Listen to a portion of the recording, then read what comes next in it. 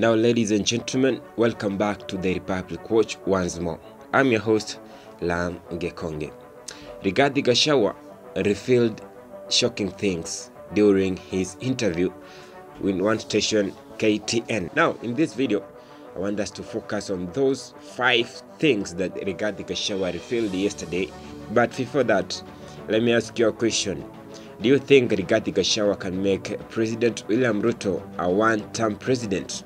Yesterday, wakati Rigathi Gachagua alikuwa na interviewa katika kituo kimoja hapa nchini Kenya cha KTN, kuna mambo ambayo aliweza kufichua, mambo ya ndani sana kuhusiana na hii serikali, pia kuhusiana na chama chake cha DCP, na pia kutoka wale watu wa Mlima Kenya. Na pia kuna kitu kimoja ambacho Wakenya wengi walikuwa wanatarajia kusikia kutoka kwa Rigathi Gachagua, ambacho kinahusika na relationship yake na the former cabinet secretary Fred Matiang'i, na uhusiano wake na chama cha Jubilee.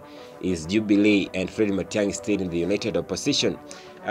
Rigathi Gachagua aliweza kufichua haya mambo. Kwanza kabisa alisema kwamba politics is a contract, ends when the period is over.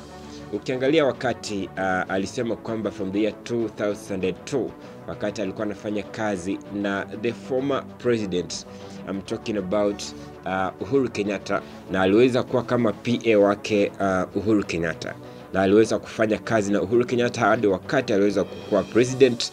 Na wakati hiyo contract ilisha, kila mtu alienda kivyake, na tuliona kwamba kidogo Rigathi Gachagua aliweza kuingia kufanya kazi na the former deputy president ambaye alikuwa chini yake Uhuru Kenyatta, na akamfanya kuwa rais wa Kenya wa 5 hapa nchini Kenya. So tuliona kwamba alianza go against President Uhuru Kenyatta. So alisema kwamba politics is a contract, it can end anytime. Tunaweza kuwa tunashirikiana na wewe leo, lakini time yako ikisha pia mimi niende zangu. So politics is a contract according to Rigathi Gachagua. Point number 2, campaign pledges ends after the election. Ukiangalia serikali ya sasa, wakati tulikuwa tunamsikiliza kwa makini sana, serikali ya sasa ambayo inaongozwa naye William Ruto, walikuwa peana ahadi nyingi sana wakati walikuwa wanafanya campaign. Watu mlikuwa mnasikia kwamba utapewa gas ya 300, watu mlikuwa mnaambiwa kwamba kutakuwa na free wifi, watu mliambiwa mambo mengi sana, lakini after the campaign hayo mambo yalianza kudidimia pole pole.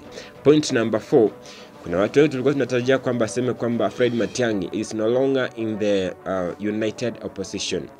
Watu tulikuwa tunatarajia kwamba aseme kwamba Jubilee Party is no longer in the united opposition, lakini cha kushangaza ni kwamba alisema no cracks in the opposition. Rumors that are trending that yeye na chama cha Jubilee na pia Fred Matiang'i hawako katika umoja, ametupilia mbali akisema kwamba hizo ni rumors tu. Fred Matiang'i is still in the united opposition, Jubilee Party bado iko in the united opposition. So hizi rumors ambazo watu wanazidi kutembeza hapa wakisema kwamba kuna vile the opposition sasa imeweza kukua separated, those are rumors. Point number 4, watu wengi walishtuka sana wakati Rigathi Gachagua amesema kwamba Ruto fears DCP party so much. Kwa nini? Ukiangalia katika meetings nyingi sana za chama cha DCP, hiki chama kimekuwa kikikuwa interrupted, ama meetings zake zimekuwa zikiwa interrupted sana.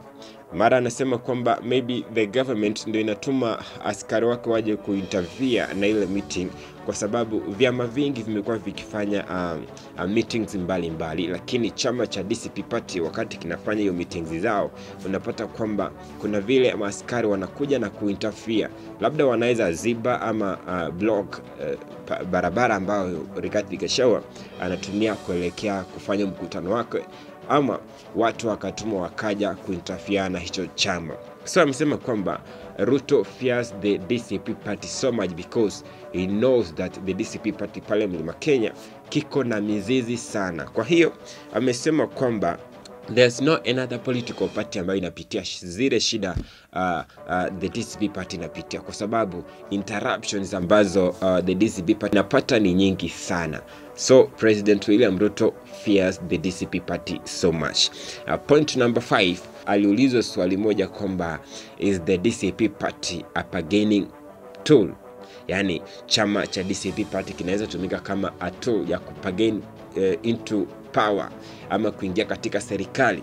So he said yes, DCP party is a tool, can bargain power into government but not into Ruto's government. Kwa nini?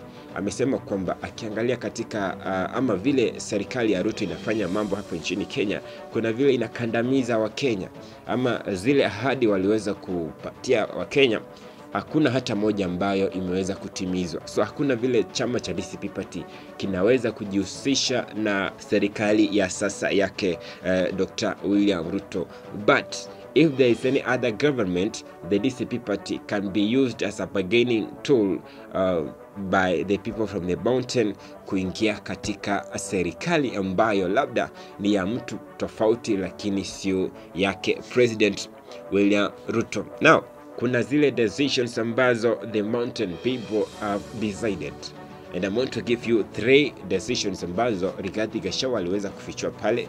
Ya kwanza ni kusema kwamba the mountain people have decided to wake up very early in the morning to vote President William Ruto out of government. Yani watu wa Mlima Kenya wako na decision moja, ni kufanya President William Ruto awe one term president, na hakuna mtu anaweza kuja kuingilia pale Mlima Kenya akasema kwamba now you cannot do this, but the Mlima people have decided na kusema kwamba we are going to wake up very early in the morning to vote for President William Ruto out of office come 2027. The second point is that the mountain can't be divided. Unajua kuna rumors nyingi wanasema kwamba chama ama the mountain people wameanza kuwa divided. Kwa nini? Kuna vile kuna chama cha Jubilee Party pale, kuna chama cha DCP Party pale Mlima Kenya.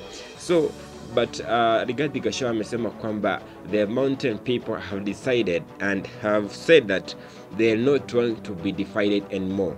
Yani kura zao zote wataziweka katika kontina moja na kusema kwamba we are going to vote for this person, and that's the decision ambayo watu wa Mlima Kenya wameweza kudecide. So hakuna mtu anaweza kuja na kugawa mlima kwa sababu yake binafsi. Na the third point ni wanasema kwamba the mountain people will never vote for a party that is not their own. Kwa nini? Ukiangalia wanajutia sana kwa sababu serikali ya sasa ambayo inaongozwa naye William Ruto, hawa watu walikuwa na chama ambacho kinatoka pale the Rift Valley, lakini the Mlima people waliweza kumpigia kura wengi sana, na hicho chama yenyewe hakikutoka pale Mlima Kenya. Na kuna vile hawa watu wa mlima wamekuwa wakikandamizwa sana kulingana na statement yake Rigathi Gachagua, na vile watu wa mlima wamekuwa wakizungumza wakisema kwamba kwa sababu hatukufanya ama hatukuchagua chama ambacho kinatoka hapa Mlima Kenya, ndio maana tunakandamizwa hii design. So amesema kwamba the mountain people have decided kwamba wataenda kuvote mahali kuna chama chao binafsi, kwa mfano DCP Party ama Jubilee Party. Kama kuna moja wapo kitaibuka na kusema kwamba now we are the kingpins from the mountain region, hicho chama ndicho wataenda kupigia kura.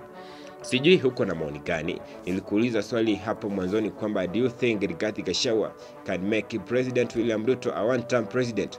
Please let me know your views on the comment section. Don't forget to subscribe to The Republic Coach. Call me Lam Gekonge.